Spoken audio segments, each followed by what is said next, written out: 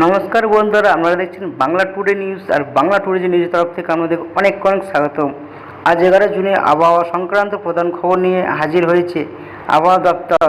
তা আবহাওয়া দপ্তর থেকে কি বলছে পুরো বিস্তারিত জানতে হলে ভিডিওটি প্রথম থেকে শেষ অবধি দেখবেন।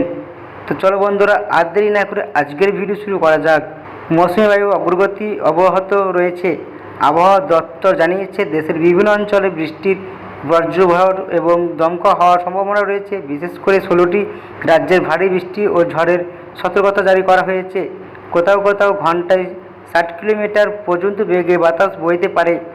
উত্তর ভারতের বিশেষ করে দিল্লি ও আশেপাশে এলাকায় তীব্র গরম থেকে কিছুটা স্বস্তি মিলতে পারে। আবহাওয়া দপ্তর বজ্রঝড় ও বৃষ্টির জন্য সতর্কতা জারি করেছে।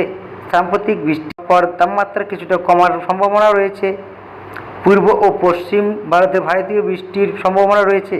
আসাম, মেঘালয়, অরুণাচল প্রদেশে এবং উত্তরবঙ্গের কিছু এলাকায় ভারী থেকে অতি ভারী বৃষ্টিপাত হওয়ার সম্ভাবনা রয়েছে।